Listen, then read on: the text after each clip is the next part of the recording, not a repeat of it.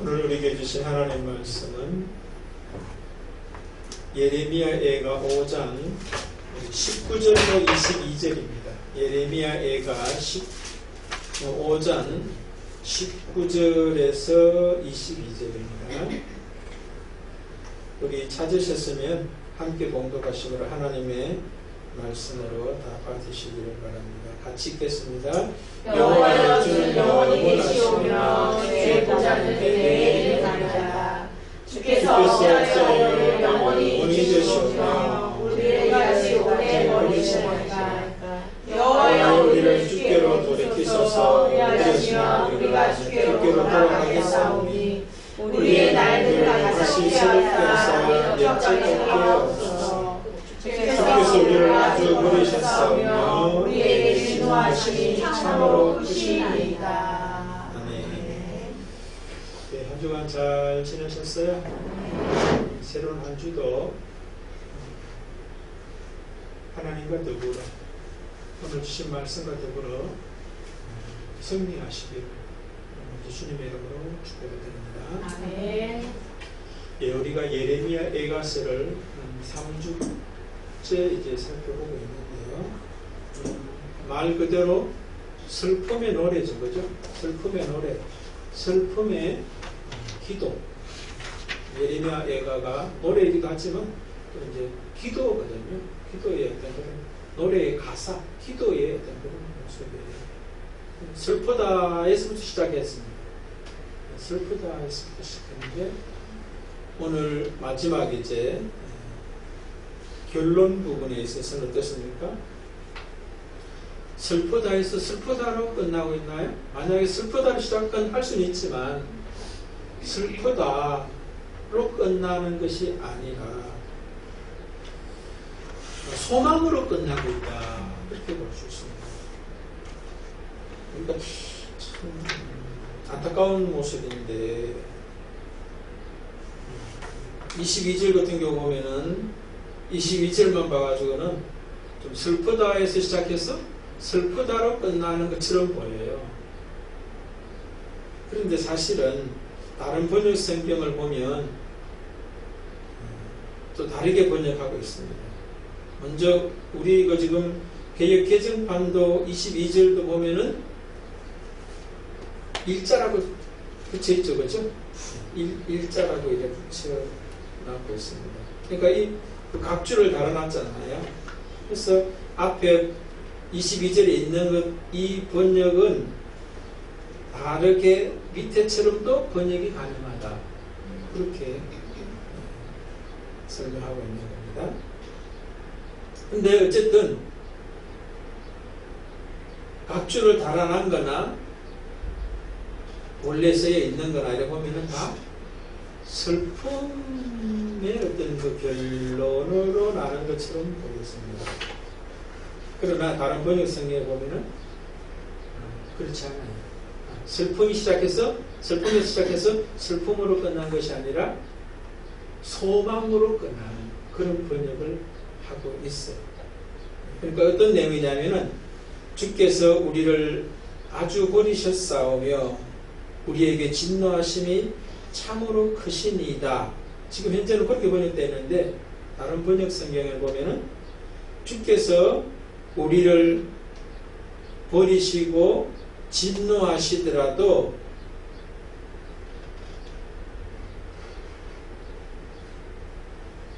우리를 버리고 진노하심이 끝이 아니지 않습니까?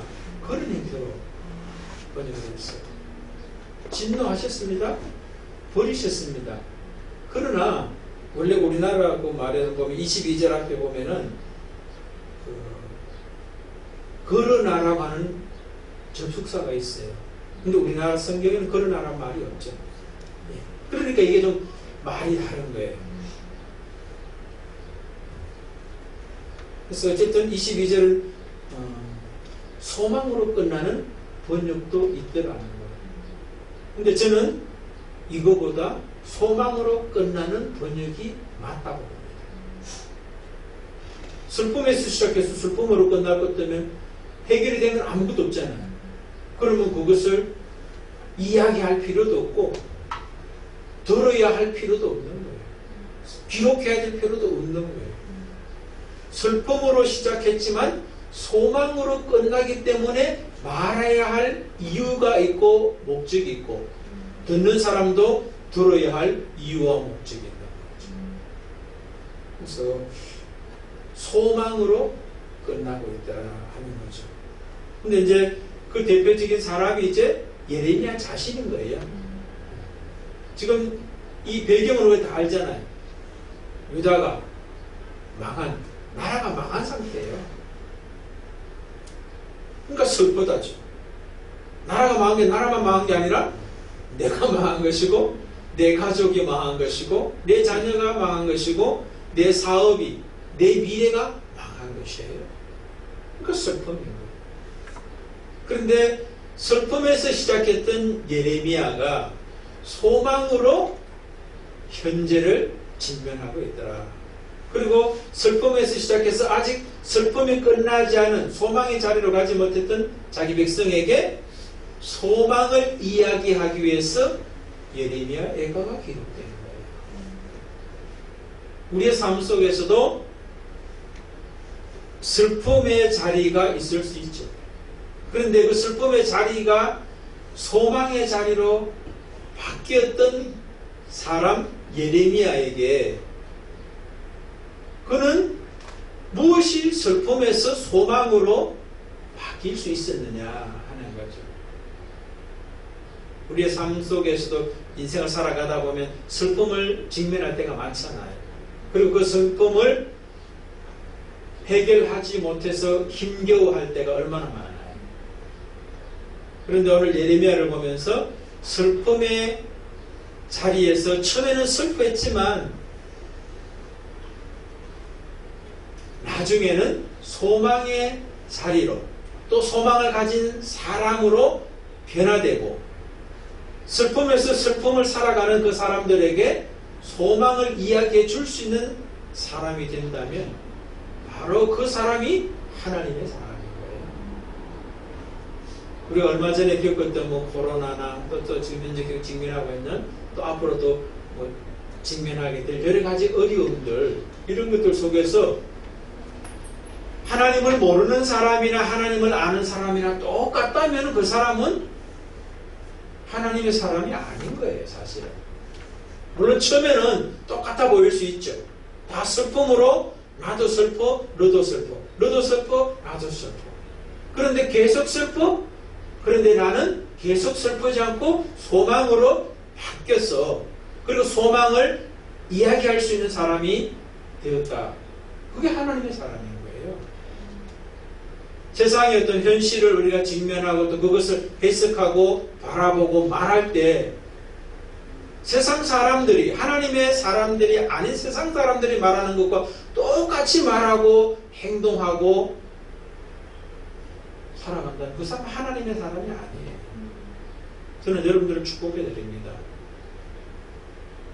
앞으로 이제 한 주간 또 살아갈 때에 세상 사람들이 직면한 현실이나 우리가 직면한 현실은 국가적으로나 또 세계적으로는 똑같아요.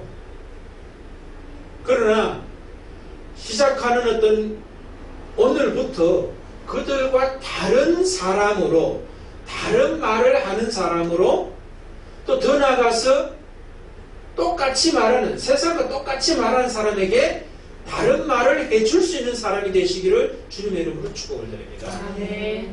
그러려면 오늘 예레미야의 모습이 우리의 모습이어야 되는 거예요. 예레미야는 어떤 모습이었냐는 거죠. 결론의 말씀을 먼저 드리고 제가 말씀을 드릴게요. 자, 21절 우리 한번 읽어보십시다. 여호와여 우리를 주께로 돌이키소서 그리하시면 우리가 주께로 돌아가겠사오니 우리의 날들을 다시 새롭게 하사 옛적 같게 하옵소서. 자, 여기 보면서 저에게 하나님이 제게 주셨던 메시지가 있었는데 그게 뭐냐면은 여호와여 우리를 주께로 돌이키소서 했습니다. 그 다음에 그리하시면 우리가 주께로 돌아가겠사오니 그렇게 이야기합니다.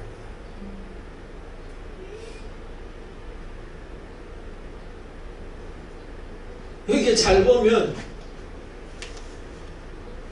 여호와여 우리를 주께로 돌이키게 해 주십시오 그런 이야기입니다.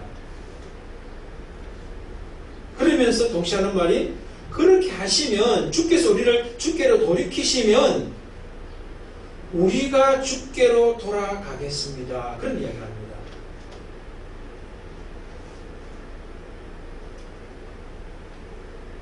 뭐를 강조하고 있는 것 같지 않아요? 잘못 읽으면 핑계처럼 보일 수도 있어요. 또. 자, 핑계처럼 보일 수 있는 것을 먼저 해봅시다. 우리가 주께로 돌아가겠다라고 이야기합니다. 어떻게 하시면? 여호와께서 우리를 주께로 돌이키게 하시면 우리가 주께로 돌아가겠다라고 이야기합니다. 우리가 주께로 돌아가지 않는 이유가 주께서 우리를 돌이키지 않아서 돌아가지 못한다는 것처럼 보일 수 있어요.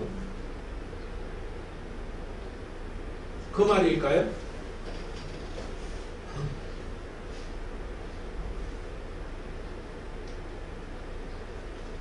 여기서 하나님이 우리를 안 돌이켜 주셔가지고 우리가 주님께 돌아가지 못했습니다.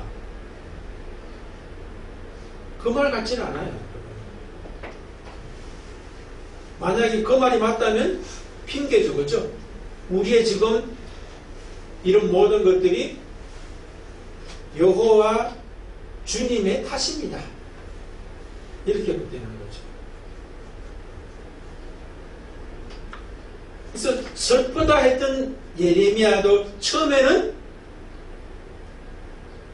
여호와 하나님께 대한 불만이 있을 수도 있었겠다 싶어요. 오늘 본문 속에서도 보면은 자기는 모르고 자기 민족의 실상은 모르고 하나님을 탓하는 것처럼 보일 수 있어요. 20절도 읽어봅시다. 주께서 어찌하여 우리를 영영히 잊으시오며 우리를 이같이 오래 버리시나이까. 보십시오. 주님에 대한 어떤 그런 탓처럼 보이잖아요. 주님이 우리를 잊었고 우리를 버리셨다. 그래서 우리 지금 자리가 나라가 망하게 됐고 슬픈 자리에 놓이게 됐다. 슬픈 사람이 되었습니다. 하는 것처럼 보여져요.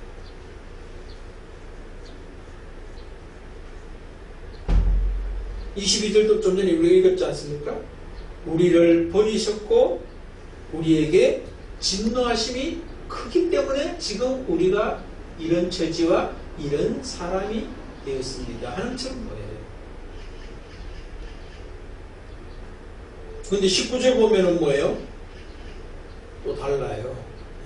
19절 보세요. 여호와여 주는 영원히 계시오며 주의 보좌는 대대에 이르나이다. 좀 전에 탓의 대상인 여호와 주님이 어떤 분이라고 이야기하고 있어요? 여호와는 주님이시고 로드이시고 더 로드이시고 영원히 계시오며 영원한 존재이시며 주의 보좌는 대대에 이르나이다. 주님은 보좌에 앉으신 왕이십니다. 그런 이야기합니다. 그러니까 지금 오늘 본문 한 4절밖에 안 되는데도 여기 속에도 이랬다 저랬다 이랬다 저랬다 하는 듯한 그런 모습인 거예요. 근데 주님께서 제게 이 말씀을 통해서 주신 메시지는 뭐냐면은 특별히 이제 21절 오늘 제목으로 붙인 것과 똑같은데 주님에 대한 탓이 아니에요.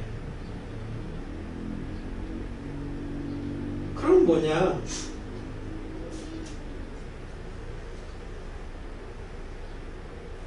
내가 주님께로 돌아갈 수도 있지요. 내가 먼저 주님께로 돌아갈 수도 있는데, 근데 그거보다 더 먼저 주님께서 우리를 주께로 돌이켜 주십시오라고 이야기하는 것은 19절에 있는 것하고 연결이 돼요. 여호와께서 나의 주님이시고 영원하신 분이시고 보좌에 앉으신 왕과 같으신 분입니다 라고 하는 고백의 삶의 뭡니까? 실제로 응답하는 모습이에요. 앞에가 여호와가 어떤 분이냐에 대한 어떤 고백이라면 21절은 행동의 모습이라는 거예요. 여호와께로 돌아가는데 내가 돌아갈 수도 있지만 내가 돌아가는 것보다 주께서 나를 돌이키시는 것이 먼저 되어 주십시오. 다르게 말하면 주님의 주권을 명확하게 행동으로 인정하는 것이다 라고 하는 것을 말씀하셨어요. 설명이 좀 덜 됐나요? 우리가 주님을 향하여 주님이라고 말할 수 있고, 주님은 영원하신 분이다, 뭐 전지전능 뭐 이런 이야기 다 하잖아요. 그 다음에 또 뭡니까?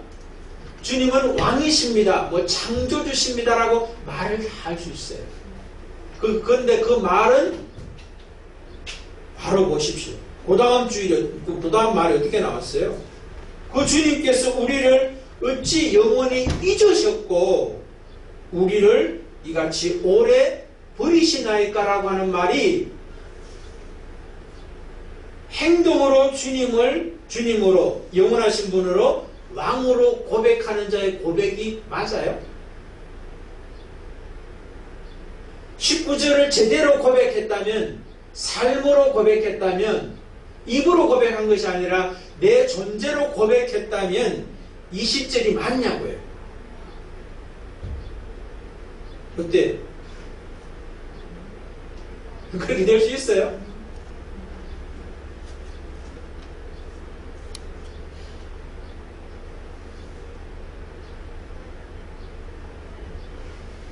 이 10절이 19절하고 반대예요. 반대.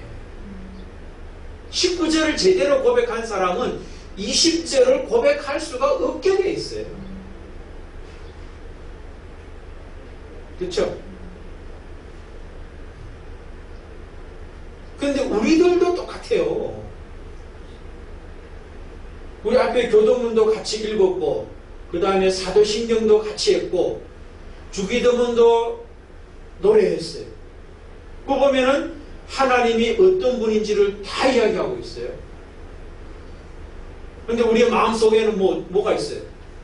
슬픔이 있어요. 염려가 있어요. 걱정이 있어요.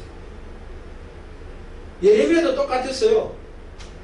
여호와는 주님이시고 영원하신 분이고 왕이십니다라고 바로 지금 고백해 놔놓고는 또 고백하는 또 다른 하나는 어떻게 우리를 영원히 잊을 수 있고 영원히 버리실 수 있습니까? 자기를 뭐라고 보는 거예요?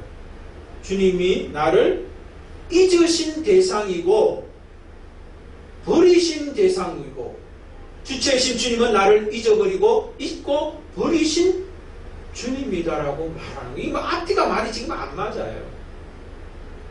그러니까 어떤 거예요? 슬픈 거예요.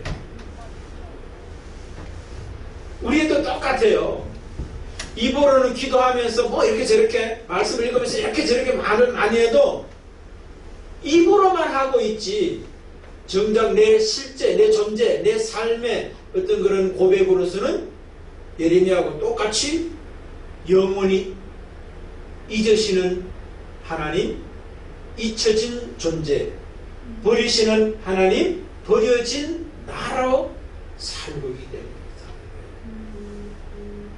그런데 예레미야의 모습을 보면 19절과 20절은 시간이 한참 걸렸어요.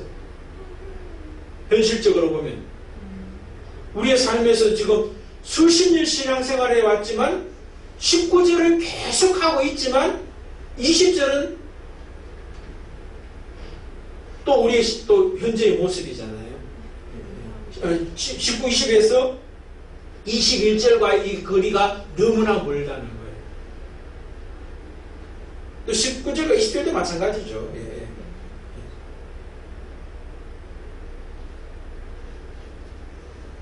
그런데 보십시오. 21절에 이제 전환점이 이제 또 되는 걸 읽어볼 수 있어요. 바로 그게 뭡니까? 좀 전에 우리가 읽었잖아요. 여호와여 우리를 주께로 돌이키소서라고 합니다. 그런데 우리 그렇게 하시면 우리가 주께 돌아가겠습니다. 나보다도 여호와가 주어가 되어 있다는 거예요.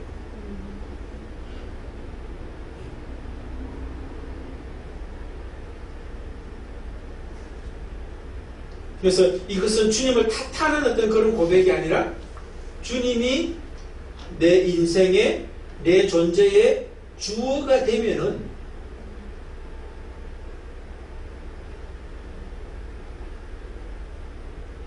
문제될 게 없다는 거예요.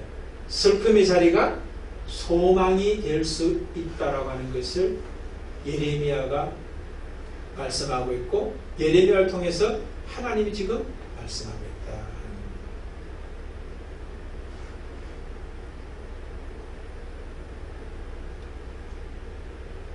여러분들은 어떠십니까?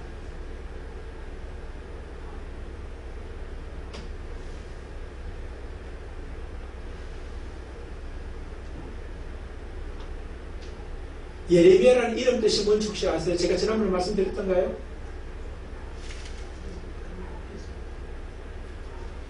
여호와께서 세우신다는 뜻이에요. 참 이름이 참 중요하다. 우리 성경에 나오는 이름이나 지명이나 이런 것들 참 중요하다. 그리고 우리가 우리의 자녀 손들의 이름 참 중요합니다. 옛날에는 그냥 뭐 학렬이라고 해가지고 그 돌림자리 하고 했지 않습니까?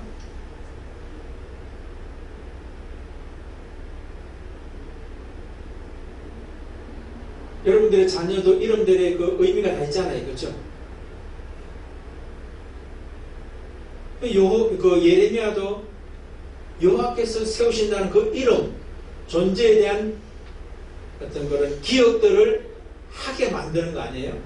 그 다음에 그의 삶이 어떤 삶을 살아야 될까를 말하는 게 이름이잖아요. 또 내가 무엇을 지향하며 살아가야 되는 거가 이름 속에 담겨질 수 있다면 그 사람은 굉장히 복된 이름을 가지고 있는 거죠. 제대로 담겨진 이름이다. 그러니까 예레미야는 지금 극과 극을 달리는 어떤 그런 모습인 거죠. 슬픔의 자리에서 소망의 자리로 갈 수 있었던 그 대표적인 예 중에 하나가 그의 이름 속에서도 있는 거예요. 여호와께서 세우신다. 그러니까 지금 포로로 잡혀가고 멸망된 어떤 자기 민족, 자기 자신의 그 현재도 하나님의 세우심 속에 있다. 그럼 왜 세우셔야 되느냐라고 하는 어떤 질문을 해본다면 20절 아까 번 읽었는데 여호와께서 우리를 영원히 잊으시오며 우리를 이같이 오래 버리셨다라고 하는 이것은 저는 그렇게 다가오더라고요. 여호와께서 잊고 버리신 것이 아니라 우리가 여호와를 잊고 버렸다는 거예요. 지금 본인 입에서도 이야기를 하잖아요. 주께서 우리를 돌이키라고 하잖아요. 주님이 잘못했으면 주님이 돌이켜야 되잖아요. 근데 주님께서 우리를 돌이키라고 해야 돼요. 돌이킴의 대상이 주님이 아니라 자기, 우리라고 하는 걸 알고 있어요.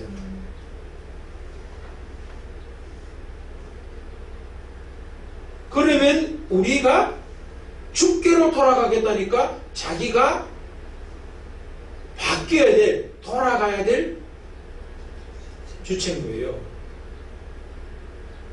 그러니까 잊으시고 버리신 주체가 여호와가 아니라 자기가 하나님을 잊고 버렸다라고 하는 고백하고 같은 거죠. 그러니까 여호와께서 왜 잊었습니까? 왜 우리를 버렸습니까? 했지만 여호와께서 그런 거 아니에요. 그 다음 주에 오늘 그 21절 바로 이야기하고 있잖아요. 주께로 돌이켜야 될 대상이 주가 아니라 우리가 주께로 돌이켜야 되고, 돌이키시는 분은 주님께서 또 우리를 돌이켜 달라고 그러고 이야기하고 있고, 우리가 주께로 돌아가겠다라고 이야기합니다. 그러니까 성품의 자리가 왜 있느냐?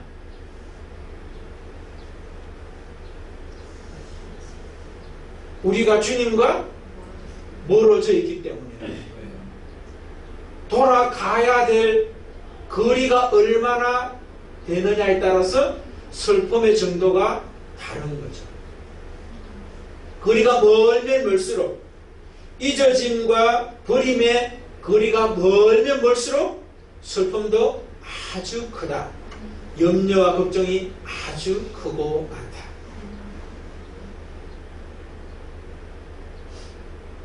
근데 지금 뭡니까? 잊고 버렸던 그 크기와 거리를 주께서 우리를 주님께로 좁혀달라라고 하는 이야기를 또 하고 있다는 겁니다.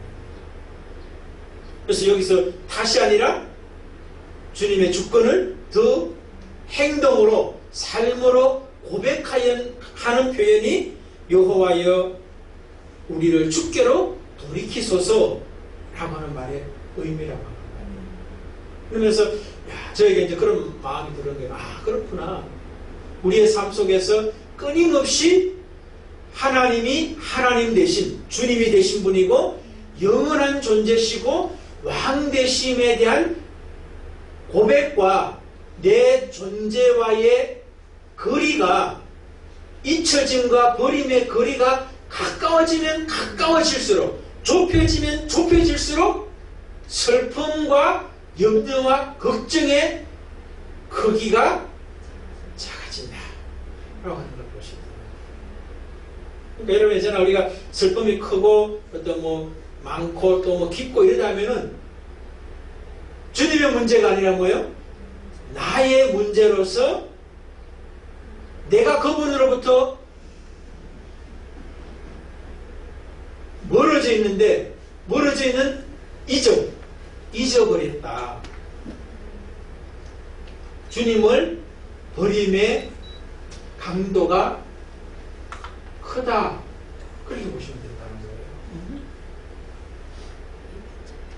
그러니까 여러분들, 슬픔이 있고 염려, 걱정이 환경 탓 아닙니다. 다른 누구 탓도 아니에요. 물론 간접적인 탓할 수 있는 어떤 근거가 있을 수 있죠. 그런데 그것조차도 뭐예요? 나에게서 찾아야 돼요. 그 사람을 붙여주신 그 뒤에 계신 하나님을 우리가 볼 수 있어야 되는 거예요. 종국적으로는 나에게서 찾아야 되는데 뭘 찾아야 되느냐? 내가 하나님을 잊어버렸다. 버렸다. 이래야 되는 거예요. 우리가 누가복음 15장에 이제 세 개의 이야기 나오지 않습니까? 100마리의 양 중에서 잃어버렸던 한 마리 양, 그 다음에 10개의 드라크마 중에서 잃어버렸던 한 드라크마, 두 아들 중에서 집 나간 한 아들. 그 이야기 보십시오. 목자와의 양과의 거리, 여자와 그 드라크마의 거리, 아버지와 둘째 아들의 거리. 근데 이 거리는 물리적인 거리가 아니에요, 사실은. 특별히 세 번째 비유인 집안에 있었던 큰아들도 있었잖아요.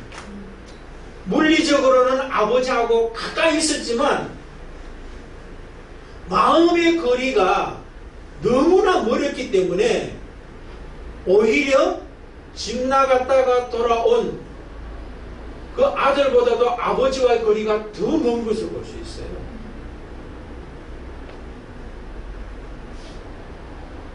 마찬가지로 우리도 하나님과의 마음의 거리가 가까이 있느냐 멀리 있느냐 그 차이에 따라서 우리는 슬픔의 자리에 또 슬픔의 어떤 크기와 이런 것들이 또 길이 이런 것들이 크고 길어질 수 있다. 그래서 하나님께서 또 뭐 하는 거예요? 그들을 하나님께로 돌이키게 하기 위해서 유다의 멸망이라고 하는 그 사건을 허락하시는 거예요. 유다 백성의 일상에서 보면은 바벨론이 자기들을 침공해서 자기들을 멸망시키고 포로로 데려간 것이 바벨론의 원인이잖아요. 그죠? 그 바벨론을 탓할 수 있잖아요. 근데 바벨론을 보내신 분이 하나님이신 거예요. 왜 그럼 하나님이 보내셨냐? 내가 그분을 잊었고 버렸기 때문에 다시 생각나게 하고 알게 하고 버려졌던 데서 돌이키게 하기 위해서 하나님이 지금 그 일을 행하시고 계신 거예요. 그러니까 오늘 내가 지금 직면하고 있는 슬픔의 그 자리, 염려와 걱정의 그 자리는 하나님의 은혜의 자리다. 그래야 되는 거예요. 선생님, 동의가 되시나요? 네, 그래요. 그러면 염려하고 걱정해야 될 거리는 뭐가 염려하고 걱정해야 되는 거예요? 그렇죠. 내가 염려하는 그것을 염려거리가 아니에요. 내가 하나님을 잊었고 하나님을 버린 그 거리가 문제가 되는 거예요. 그러니까 하나님께로 돌아가면은 그 다음에 오늘 보면 뭡니까? 우리의 날들을 새롭게 하사 옛적 같게 하옵소서 이렇게 합니다. 저는 여기서 우리의 날들을 새롭게 하사 옛적 같게 하옵소서 해서 이 옛적은 뭐예요? 옛날이에요? 그럼 옛날 어디를 말하는 거죠? 포로로 잡혀가기 전이에요?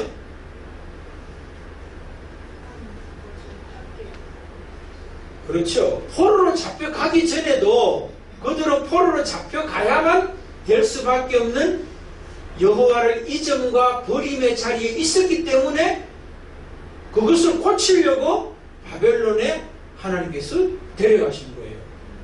그러면은 이게 여기서 다시 새롭게 해서 옛적 같게 하옵소서는 한 이 옛적은 포로 이전이 아니에요. 그럼 뭐냐? 여호와가 주님이시고 영원하신 분이요 왕 되심이 알고만 있는 자리가 아니라 내 존재로 내 삶으로 실행되고 있던 그 자리가 옛적인 거예요. 그러니까 슬픔의 자리가 아니라 늘 소망의 자리가 옛적이다. 그렇게 볼 수가 있는 거예요. 그래야만 새롭잖아요. 새롭게 하사 옛적 같게 하옵소서니까 새로움의 자리가 옛적의 자리. 옛적의 자리는 단순히 시간적인 옛적이 아니라 내 존재와 내 삶이 주님과 바른 관계로 회복된 그 자리로 새롭게 된다. 그래 되면 우리의 날들, 우리의 삶의 형편과 처지도 새로움의 자리로 회복되는 그런 것을 우리가 볼 수 있다. 그러니까 아까 보니 22절 그렇죠?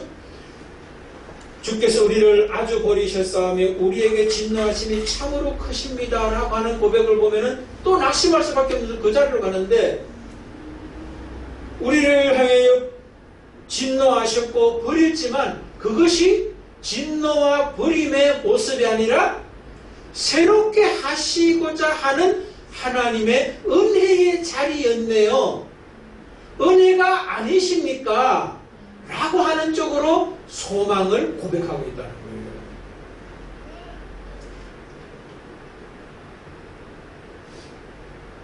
그래서 여러분 우리가 새로 한 주 살아갈 때 어떤 형편과 처지가 펼쳐지더라도 슬픔의 자리가 펼쳐진다면 바깥에서 자꾸 찾지 말고 원인을 그거 해결하려고 막 돌아다니지 말고 하나님과 나와의 관계의 문제구나. 그분의 주권, 왕 되심, 영원한 존재, 주인 되심의 그 고백만이 아니라 내 존재의 고백으로, 내 삶의 고백으로, 내 행동의 고백의 거리가 멀어져 있다. 그게 원인이다라고 하는 것입니다. 그래서 어떤 형편이 우리에게 펼쳐지더라도 예레미야처럼 여호와 하나님에 대한 어떤 그 주권의 그 회복이 입으로만이 아니라 삶으로 존재로 우리가 고백되시기를 바랍니다. 근데 그 되는 과정 속에 보면은 예레미야 같은 경우 보면은 기도더라고요. 기도. 우리 오늘 5장 앞절은 읽진 않았는데 5장 1절에서 오늘 본문 18절까지 보면은 예레미야도 현실을 보면서 막 슬퍼하며 탄식합니다. 그 다음에 또 뭐 하냐면은 조상 탓해요. 조상이 잘못해가지고 지금 우리가 포로로 잡혀갖고 우리 지금 현재는 조상의 죄 때문에 그 대가를 우리가 지불하고 있다라고 이야기하는 장면도 나와요. 그러면서 이제 나가다가 또 이제 조상 탓해봐도 소용없잖아요. 없잖아 지금. 지도자들 탓합니다. 지도자들이 잘못해가지고 지금 우리가 이렇게 됐다라고 이야기를 합니다. 그러다가 계속 기도하면서 어디에 갔냐면은 우리 탓이구나 하는 고백을 하게 돼요. 앞에 본문에 보면 나옵니다. 그리고 이제 10절 보면 그 나와있죠. 우리의 머리에서 면류관이 떨어져 싸우니 오호라 우리의 범죄함 때문입니다라고 고백을 하게 되더라고요. 그러니까 자기의 모습을 발견하게 되니까 하나님을 찾게 또 되는 거예요. 그러면서 이제 하나님을 향하여 관계가 회복되면서 소망이 회복되고 소망의 사람으로 변화되고 소망을 이야기해 줄 수 있는 사람으로 세워지면서 슬픔이 아니구나. 오히려 소망의 자리로 이끄는 하나님의 이끄심이라고 하는 것을 깨닫게 되면서 소망을 품는 거예요. 여러분들 늘 우리는 하나님과 나와의 관계에 대한 그 포인트에 모든 어떤 그런 그 핵심이 원인이 거기에 와닿아야 돼요. 바깥에 다른 누구에게 닿으면 안 된다는 거예요. 그 해결이 안 돼요. 해결돼도 임시 변통이에요. 하나님과의 관계의 어떤 걸 회복. 여호와여 우리를 주께로 돌이키소서. 주님의 주권을 다시 한번 인정하는 그런 모습입니다. 내가 돌아갈 수도 있지만 내가 돌아가는 것보다 주님이 먼저 나를 돌이키시는 것, 나보다도 앞서서 주님의 주권을 인정하고 있다는 거예요. 저에게는 그렇게 다가왔다는 겁니다. 오늘 이 설교 제목의 고백이 탓으로 여호와를 부르는 게 아니라 내가 할 수 있습니다. 그러나 주님이 나보다 더 먼저 하시는 것이 맞습니다. 주님의 주권을 인정합니다. 여러분 오늘 이번 한 주 살아갈 때 여러분보다도 먼저 가시는 하나님을 인정하십시오. 그리고 고백하십시오. 또 그런 사람으로 우리 존재를 끊임없이 살아가셨으면 좋겠어요. 그러신다면 상황 안 바뀌어도 상관없어요. 내가 이미 소망의 사람으로 바뀌어져 있어요. 그리고 다른 사람도 소망의 사람으로 소망의 환경을 말해줄 수 있는 그런 사람으로 내가 바뀌었죠. 이 이야기하고 마칠게요. 베드로 이야기 제가 가끔 하지 않습니까? 감옥이 문제가 아니에요. 복음을 전하다가 감옥에 갇혔잖아요. 근데 감옥에서 갇혔을 때 주의 천사가 와서 그를 깨우는데 막 흔들어 깨우는 어떤 그런 막 발로 차는 어떤 그런 그래도 안 했나? 그리고 문이 이제 열립니다. 이제 감옥의 문이 열리는데도 비몽사몽간에 나올 정도였던 그런 모습이에요. 그 말은 뭐예요? 비몽사몽이었다 그 말을 하는 게 아니라 그만큼 평안을 누리고 있다는 거예요. 여러분들 내일 죽는데 지금 그 상황을 보면 내일 죽임을 당하는 그런 처지예요. 자기가 이제 내일 죽는데 여러분 잠이 와요? 천사가 깨우면은 깨우기도 전에 자기가 먼저 막 찾아와서 살려달라고 했을 거예요. 그런데 그렇게 깊이 잠을 잘 수 있었던 이유가 뭐겠어요? 내일 죽으면 죽는 것도 주님의 주권과 왕 되신 그분, 영혼을 다스리시는 그분의 다스림 속에 내가 있다라고 하는 것을 인정할 때 잘 수 있는 거예요. 깊은 잠을 잘 수 있고 평안해질 수 있는 거예요. 여러분들 걱정거리 다 붙들어 매시고 걱정의 내용을 바꾸시기를 바랍니다. 내가 걱정하고 있는 그걸 걱정할 게 아니에요. 하나님과 내가 그분을 잊었고 그분을 버린 것이 원인이라고 하는 것을 안다면 거기에 몰두해야 되겠죠. 그러면 하나님이 해결하시는 거예요.